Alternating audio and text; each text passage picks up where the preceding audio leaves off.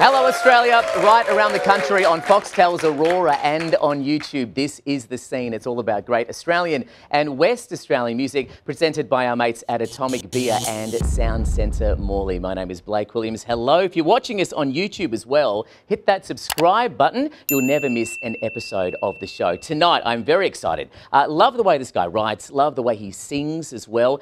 Growing up here in Australia, moved over to London for almost a decade, and we'll talk about his escapades over there. But please, in the studio, give it up for Mr. Will Udall on The Scene.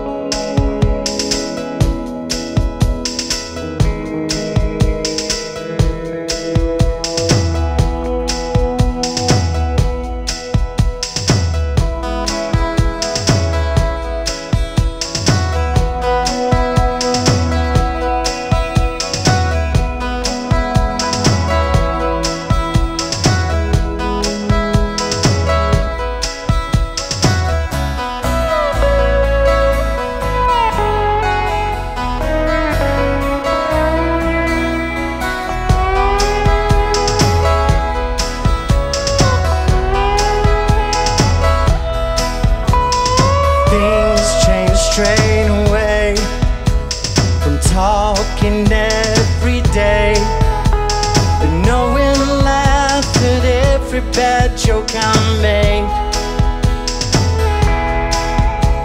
You packed what you could take, barely looked my way. You said you'd fetch the rest in 3 days. I move on from you, not because I want to, but because the train on which we've been is running out of steam. It's running out of steam.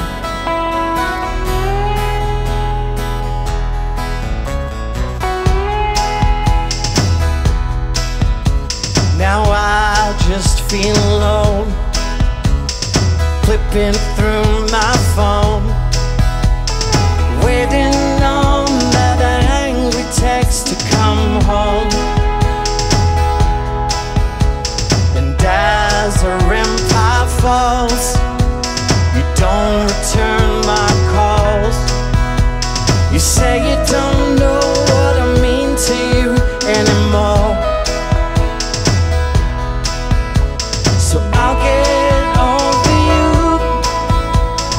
not because I want to, but because the plane on which we flew is running out of fuel. It's running out of fuel.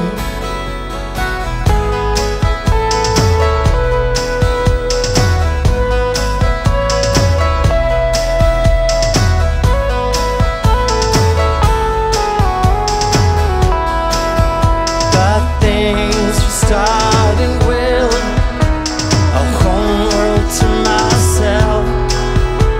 You say to get to heaven, you gotta go through hell.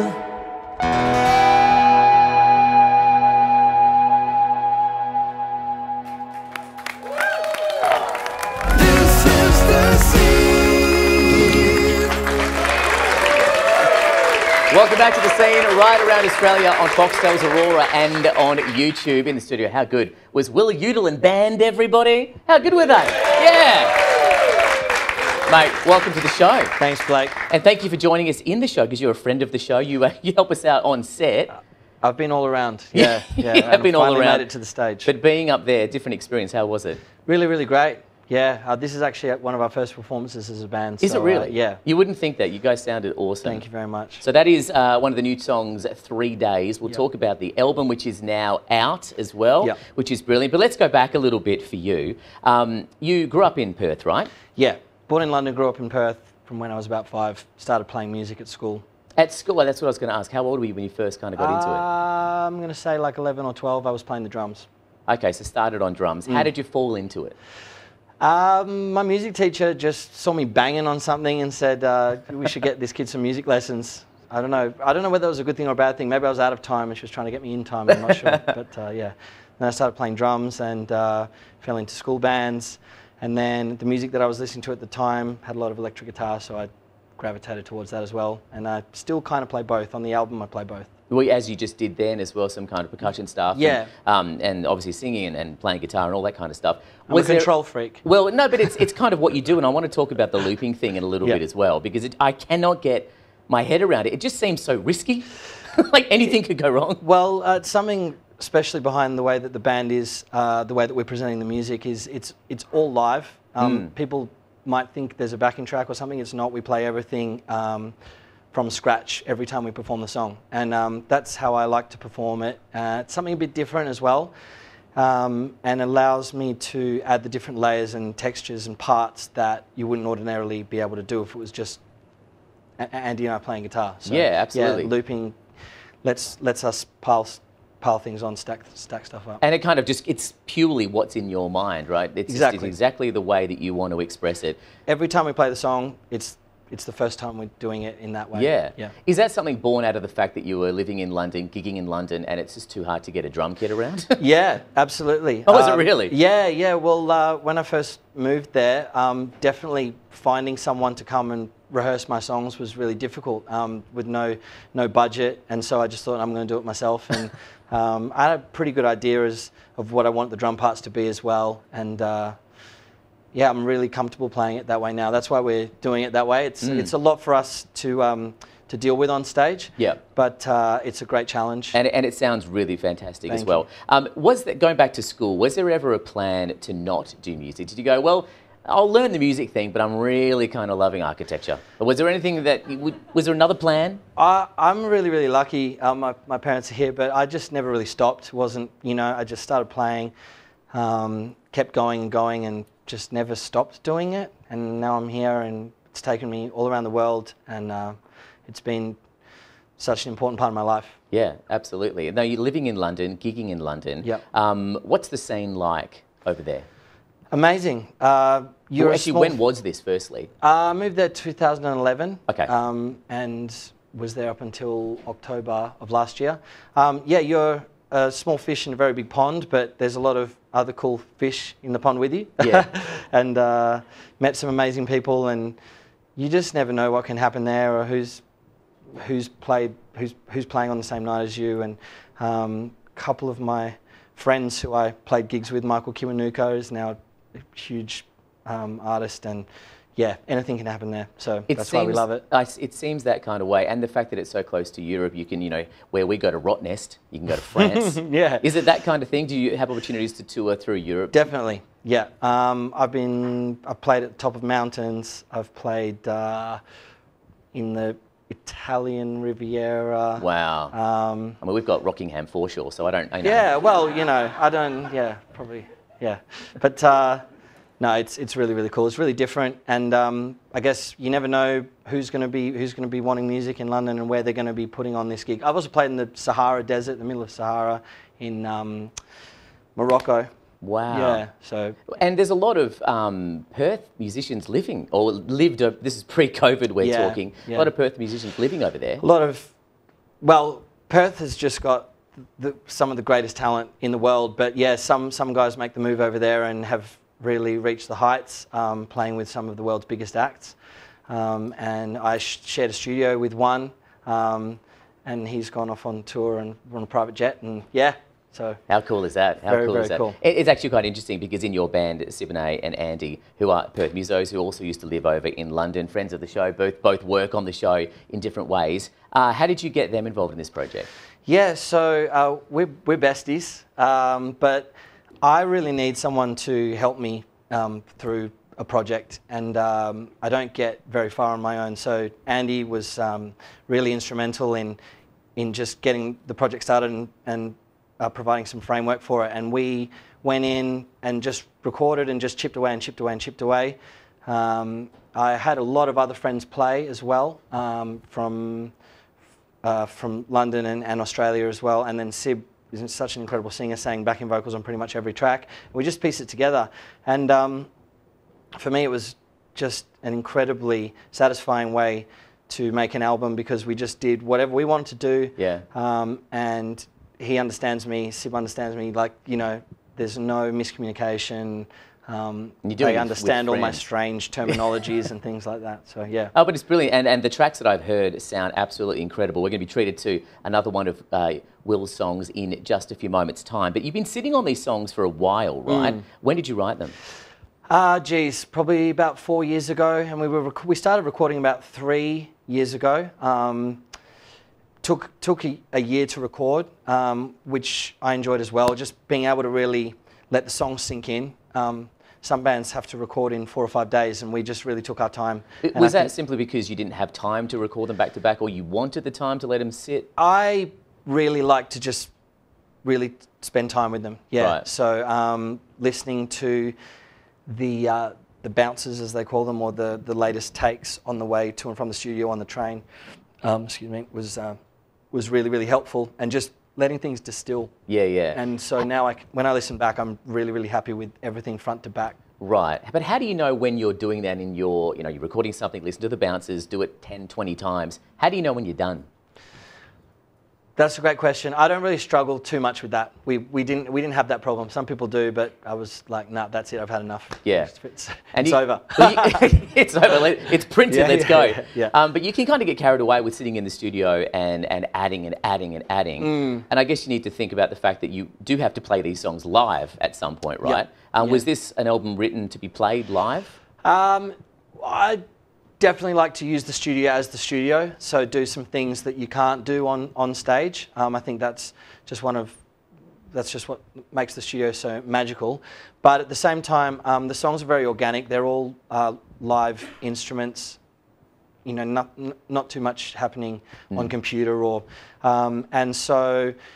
Yeah, real drums, real bass, real grand piano, real Rhodes, well, it's the sounds and things like that. So, yeah, one day if I get a band big enough, we can maybe recreate it live. Make the whole album. Well, let's talk about the looping thing. You mentioned kind of what you were roughly doing, but I was watching your feet, like Michael Jackson style, just do 50 things at once. Shimon. Shimon.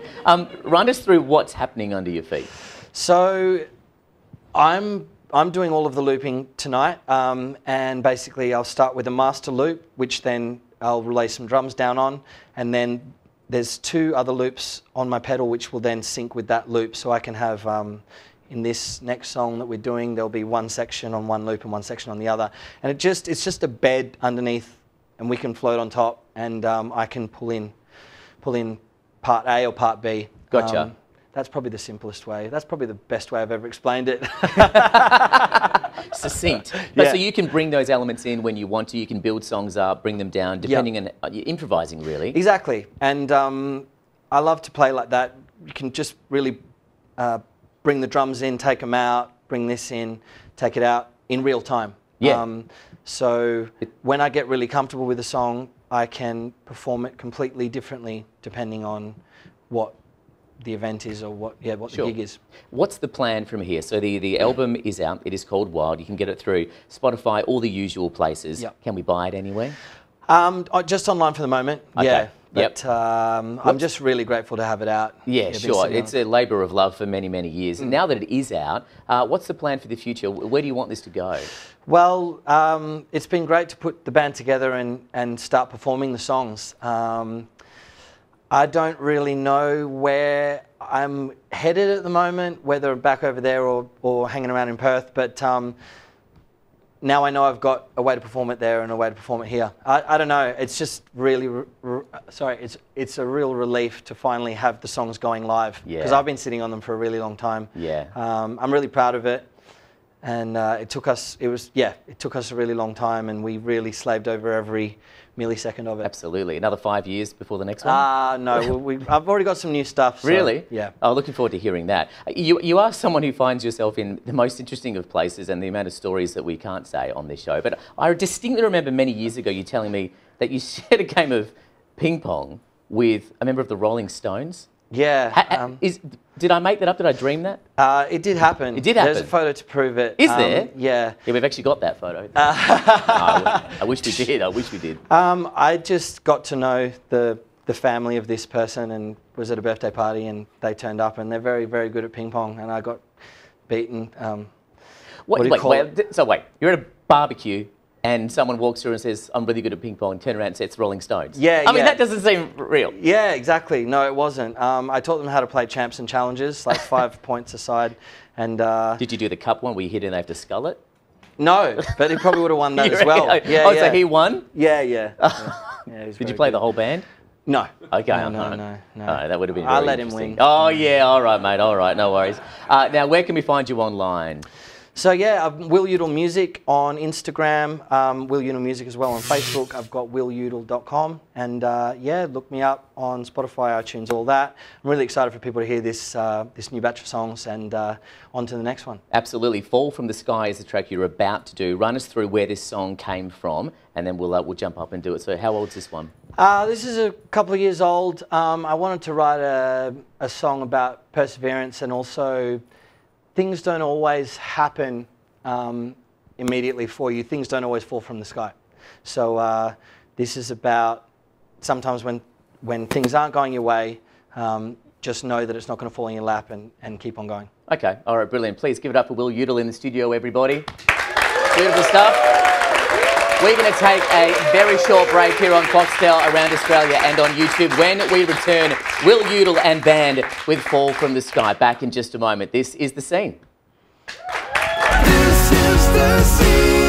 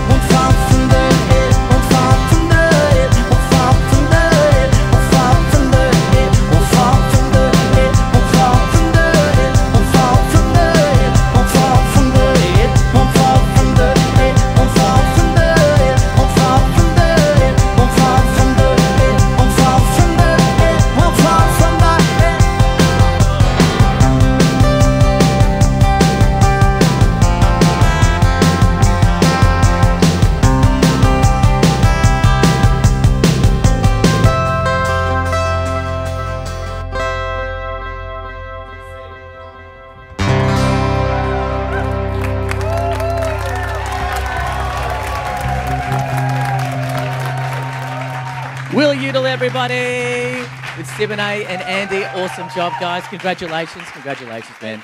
Sounded so good. That is The Scene. That is Will Udall and band. Big thanks to our mates at Atomic Beer and Sound Centre Morley as well. You can find us online at The Scene Music TV on Foxtel right around the country every single Thursday. We'll catch you next week. We're going to rock it up a little bit with The Silent Deeds. I'm Blake Williams. This is The Scene. Good night. See you next week.